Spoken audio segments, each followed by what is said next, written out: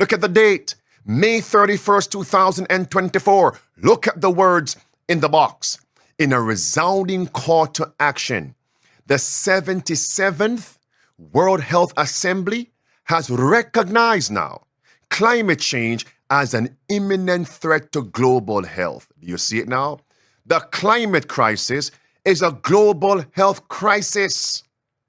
May 31st, I'll give you another, lest you think that's just an anomaly.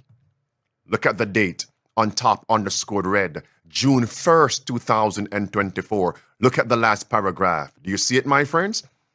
Tedros, the WHO Director General, highlighted, watch now, the WHO shift in focus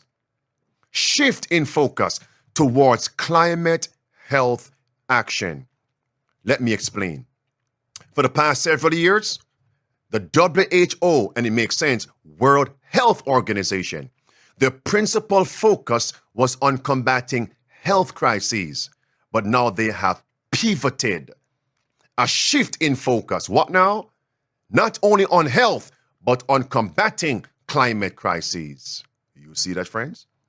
And who began that mantra? The Pope of Rome. And now it's official. They have all voted to accept that slogan.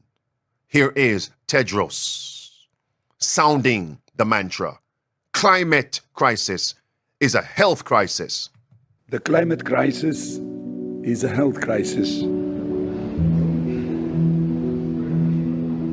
Do you see it? Now notice, this is Al Gore actually stating the same. The climate crisis is a health crisis. He says, watch this phrase, the intersection of climate and health is what we need to address. Don't forget that phrase. You'll hear it from several other people, which confirms that they are reading from an actual script. And who is the script writer? The Pope of Rome. It's all a drama with eternal consequences. As in the natural, so in the spiritual warfare. In a natural big screen, film, drama, documentary, somebody writes a script. And the actors repeat the script, act out what is written. These are your actors, the puppets of the great puppet master. Listen, Al Gore. And let me especially thank the Director General and the entire World Health Organization for inviting me to give this short message about the intersection of the climate crisis and human health. As the WHO has long since declared, the climate crisis is now the biggest health threat facing humanity.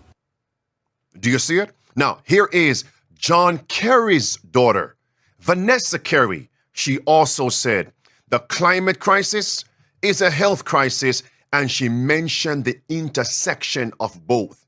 And then, don't forget this phrase that she'll mention, it's time to combat air pollution. Watch this. Here she is. Well, I think we have learned with great understanding in the most recent years that the climate crisis is a health crisis.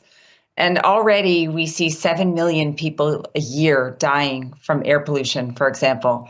That's more than we saw in the entire COVID pandemic over 3 years. And that's one person every 5 seconds. So that by the time I complete my next sentence, someone else will have died. And we see this in every aspect of health, the way climate change is impacting our lived experience. And so.